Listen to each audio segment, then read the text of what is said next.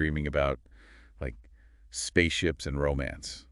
Who hasn't? Well, get ready, because today we are diving deep, deep, deep into the world of sci-fi romance. A genre I know you've been curious about. Yeah, and we're going to dissect it, see what makes it tick. We're looking at Kidnapped by the Alien Chieftain. Oh, interesting choice. And it's interesting you picked this book, actually, because it's part of a larger series. Oh, really? Yeah, it's called the Klendathian cycle. And it seems to embrace a lot of those classic tropes that we see. There's alpha males, the destined lovers trope, and, well, of course, a little bit of interstellar kidnapping. Yeah, I mean, the title doesn't exactly leave much to the imagination, does it? Not really, no. But why? Like, why those tropes? Why do they work so well? I think it's a really fascinating mix of familiarity and escapism, right?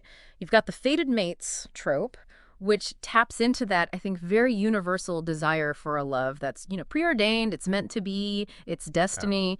And then you add in, like, the excitement of alien encounters, advanced technology, and these huge intergalactic conflicts. I mean, it's just pure escapist fun. Okay, so escapism, check. Yeah. But let's actually get into the story here. So the book opens with Roxanne, our heroine, on a date. Okay.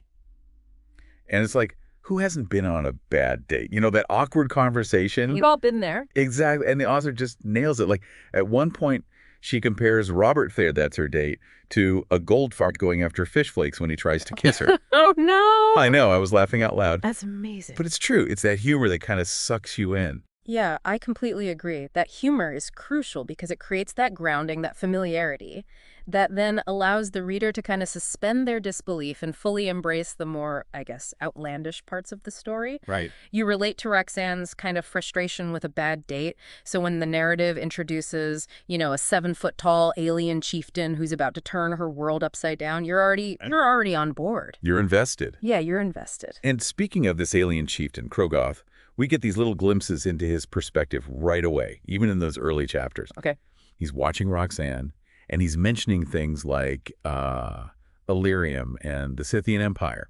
It's like the author is dropping these little breadcrumbs, drawing us deeper into the sci-fi world that they're building. Exactly. And that's what I love about world building in sci-fi romance. You have to, as an author, strike that balance between those very familiar romance elements that readers are expecting, the relatable protagonist, the yearning for connection with, creating this completely believable, intriguing alien universe. So it's about creating this universe where, realistically, a romance with an alien warrior feels plausible. Yes. Even exciting. Exciting, yes. I like that. And that's where things get really interesting, because we shift from Roxanne's, relatable dating woes to Krogoth's perspective. Okay. Suddenly we're seeing Earth through the eyes of this, 7-foot-tall alien chieftain. Yeah. Kind of classic, isn't that, like, fish out of water thing? Totally, yeah, the fish out of water. And the authors use it so well, to bring in that humor, but then also you get that element of conflict, too. Right. When Krogoth,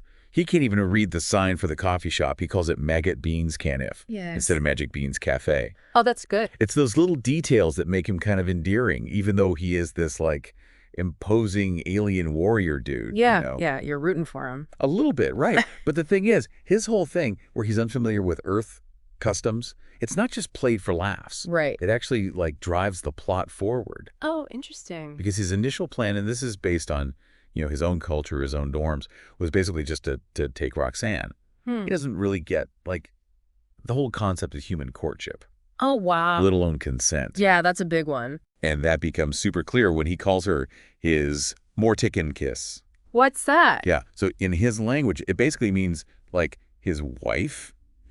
But Roxanne, she obviously has no clue. Right? Of course, yeah. So she's terrified because she thinks he's basically just claiming her right then and there. Oh, wow. Talk about a misunderstanding. I know, with huge consequences. Definitely. And this actually brings us back to something we were talking about earlier, those classic sci-fi romance tropes. Yeah. Like you've got the alpha male, and then kind of by default, the woman who is, at least to some extent, claimed by him. Oh, absolutely. That's a big one in the genre, for sure. And it can be kind of, a little problematic. Yeah, for sure.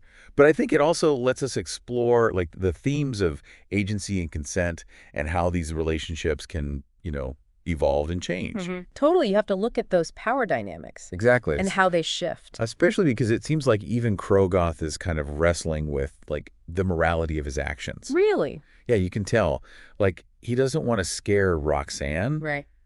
but at the same time, he's driven by this, like, primal urge. Interesting. He's convinced that they're, meant to be. Fate. Yeah, exactly. So it's almost like he can't help himself, but you can see that inner conflict. Yeah, totally. It makes him more than just like, a one-dimensional alpha male character. It adds some depth. Exactly. But anyway, as if the cultural clash and the power dynamics weren't enough, Right. the authors throw in another curveball. What's that? Krogoth ends up having to save Roxanne from these attackers. So now all of a sudden we see his heroic side, his strength, his protectiveness. Protecting what he thinks is his? Well, there's that, yeah. That's interesting. Right, but it further complicates their dynamic because now Roxanne's both terrified of him and kind of drawn to him at the same time. Wow, talk about a recipe for disaster, but also excitement. Right. Yeah. And that's actually where they leave us at the end of this section. No way. With Roxanne trapped on Krogoth's spaceship, blasting off into space, totally terrified, and completely out of her element. What a cliffhanger. Talk about a cliffhanger, right? So we've got this, like, really interesting mix of those familiar sci-fi romance tropes, but then, like you were saying, these little unexpected things. Right, like it's familiar, but then it keeps you guessing. Exactly, and it makes you wonder, like, are the authors going to stick to the typical formula, or are they going to try something totally different? Right. Will they subvert those expectations or just lean in? And one thing that really made me go, was when Astraxius shows up. Oh, yeah. He's a tricky one. Right. Like, who is this guy really?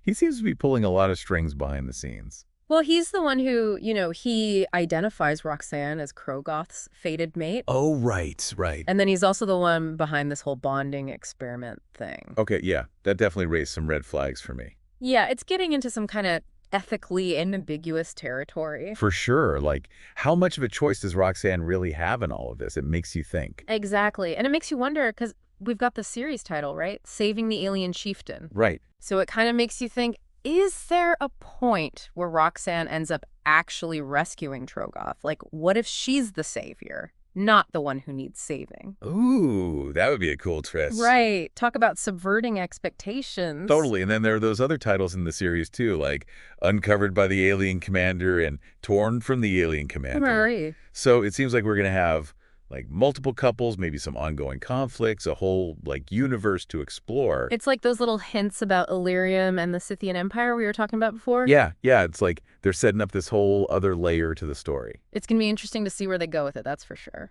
Well, this has been awesome. Yeah.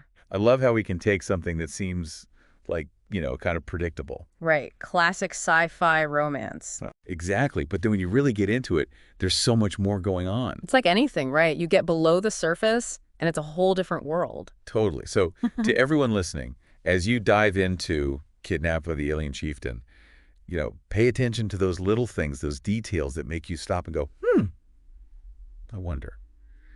Because they might just lead you to something really amazing. Happy reading, everybody. And happy reading. At the end of this podcast, please share your thoughts on the book. And if you enjoy this content, don't forget to like and subscribe for more.